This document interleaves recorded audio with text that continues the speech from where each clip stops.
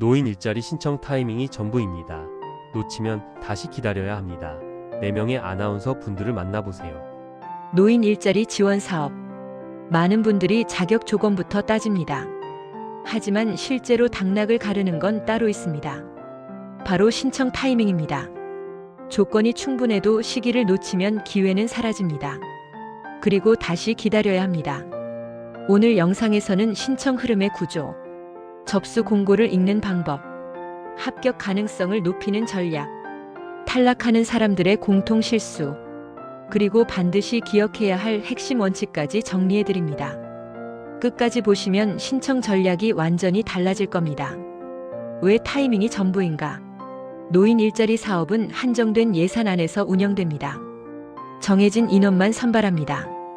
많은 분들이 오해하는 부분이 있습니다. 기간 안에만 내면 된다고 생각합니다. 하지만 현실은 다릅니다. 인기 유형은 초반에 지원이 집중됩니다. 기관은 접수된 순서대로 검토를 시작합니다. 준비가 된 신청자가 먼저 검토 대상이 됩니다. 공식적으로 선착순이라고 말하지 않아도 구조는 그렇습니다. 결국 늦게 접수한 사람은 선택의 폭이 줄어듭니다. 이미 배치가 거의 끝난 상황에서 검토가 들어가기 때문입니다. 이 차이가 결과를 만듭니다. 모집 공고를 읽는 법. 공고를 그냥 훑어보면 중요한 걸 놓칩니다. 첫 번째로 봐야 할 것은 모집 유형입니다. 공익형인지 사회서비스형인지 시장형인지 구분해야 합니다. 두 번째는 활동 조건입니다. 근무 장소, 활동 내용, 필요 역량. 세 번째는 선발 기준입니다. 소득 기준, 연령 기준, 기초연금 여부, 우대 조건. 많은 분들이 활동 내용만 보고 지원합니다. 하지만 선발 기준을 제대로 보지 않으면 점수에서 밀립니다. 공고는 광고가 아닙니다. 선발 설명서입니다. 접수 정보를 확인하는 체계적인 방법. 정보는 한 군데만 보면 놓칩니다. 공고는 여러 채널에 올라옵니다. 기관 홈페이지, 복지 포털, 지자체 공지, 주민센터 안내. 하나만 보면 누락될 수 있습니다. 반드시 교차 확인해야 합니다. 그리고 중요한 건 반복 확인입니다. 한 번 보고 끝내면 변동사항을 놓칩니다. 정보를 먼저 아는 사람이 기회를 먼저 잡습니다. 합격 가능성을 높이는 신청서 작성 전략. 신청서는 형식적인 문서가 아닙니다. 기관 입장에서 판단 자료입니다. 첫째, 활동 가능 시간은 구체적으로 작성합니다. 가능함이라고 쓰지 않습니다. 요일과 시간대를 명확히 적습니다. 둘째, 경험은 짧게라도 구조화해서 씁니다. 막연하게 적지 않습니다. 어떤 역할을 했고 무엇을 했는지 씁니다. 셋째, 건강 상태는 솔직하되 긍정적으로 표현합니다. 지속 가능성을 보여주는 것이 중요합니다. 기관은 책임감과 안정성을 봅니다. 애매한 표현은 감점 요소가 됩니다. 상담과 면담에서 결정되는 것들. 일부 사업은 상담이나 간단한 면담이 있습니다. 이 자리에서 보는 건 능력이 아니라 태도입니다.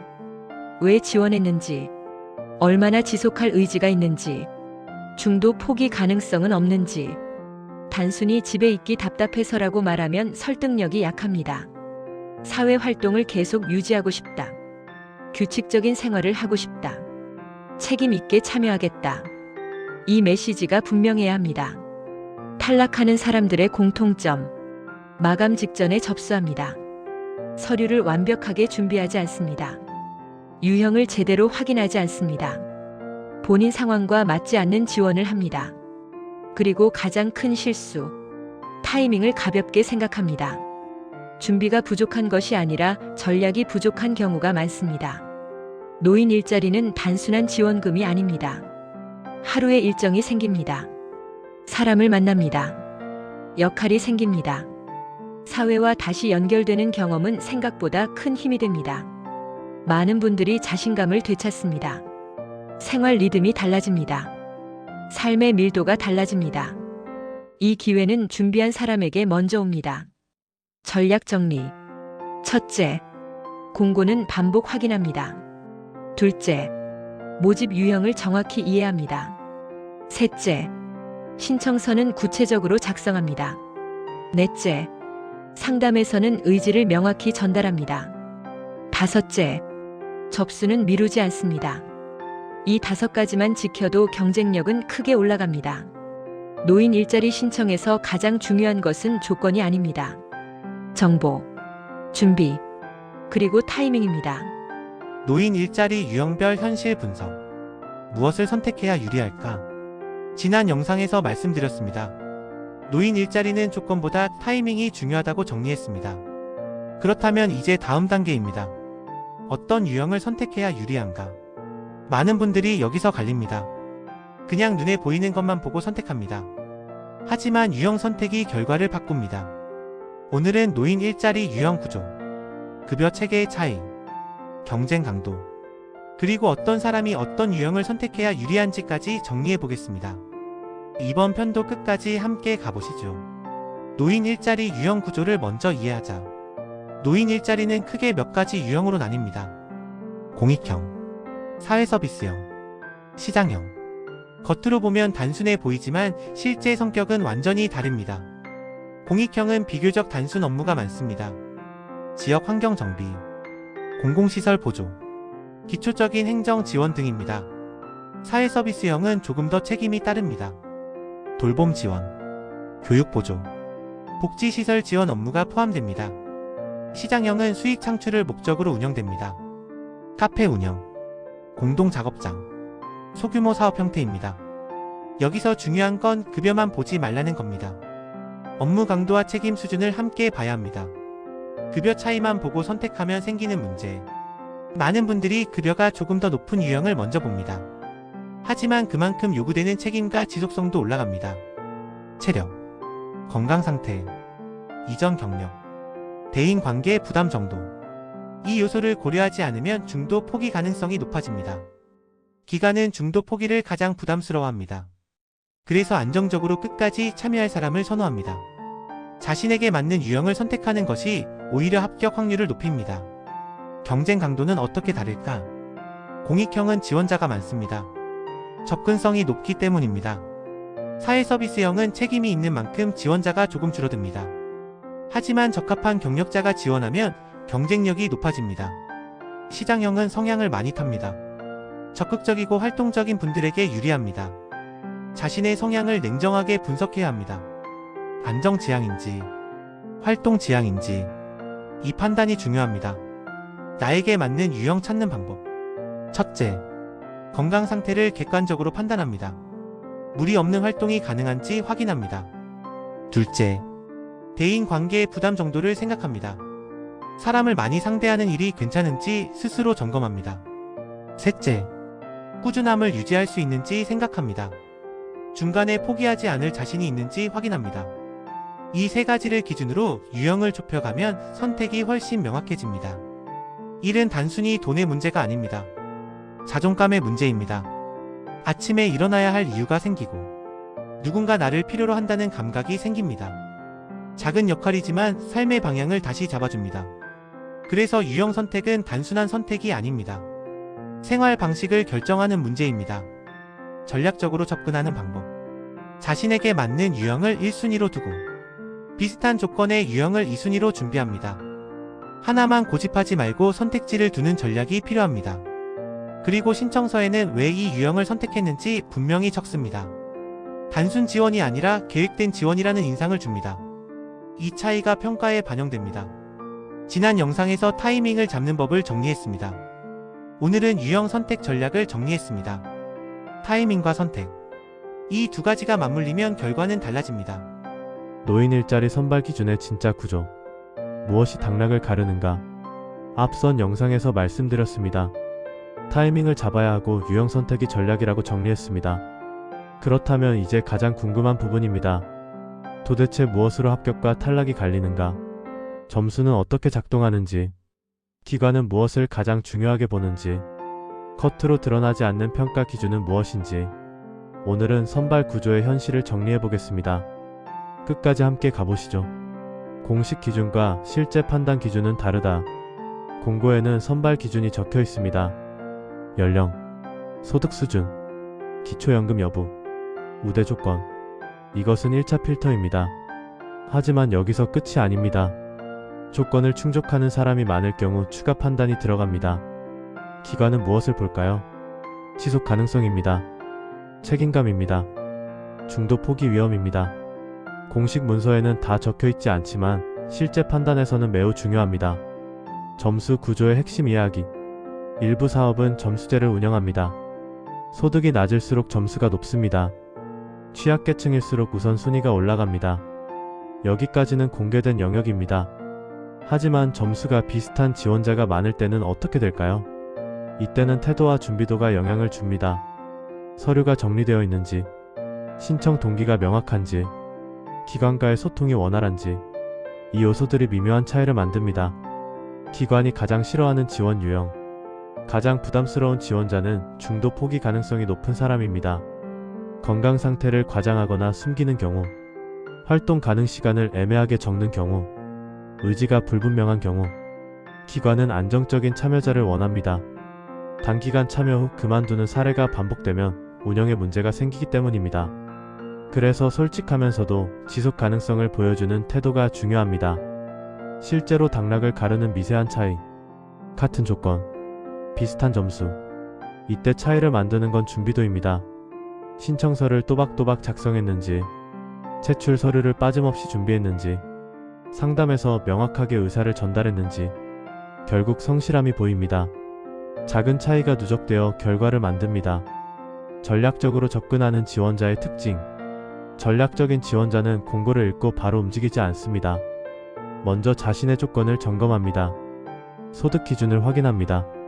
기초 연금 상태를 확인합니다. 경쟁 가능성을 판단합니다. 그 다음 유형을 선택합니다. 그리고 신청서에는 본인의 강점을 유형과 연결해서 씁니다. 예를 들어 사회 서비스형이라면 대인 경험을 강조합니다. 공익형이라면 꾸준함을 강조합니다. 연결이 분명하면 설득력이 올라갑니다. 노인 일자리는 단순히 선발되는 것이 목표가 아닙니다. 잘 유지하는 것이 더 중요합니다. 합격 후 안정적으로 참여하는 것이 진짜 성공입니다. 그래서 처음부터 무리한 선택을 하지 않는 것이 중요합니다. 자신에게 맞는 자리를 찾는 것이 가장 현명한 전략입니다.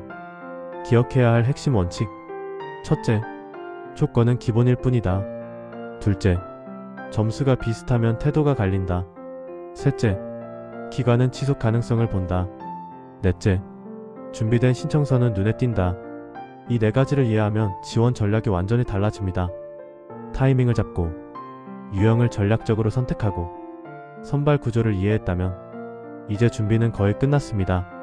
노인 일자리 신청 실수 총정리. 서류 하나로 탈락하는 이유. 타이밍을 알았고, 유형을 선택했고, 선발 구조도 이해했습니다. 그런데 여기서 탈락하는 분들이 있습니다. 이유는 단순합니다. 신청 과정에서의 작은 실수입니다. 서류 한 장, 체크 하나, 표현 한 줄. 이 사소한 차이가 결과를 바꿉니다.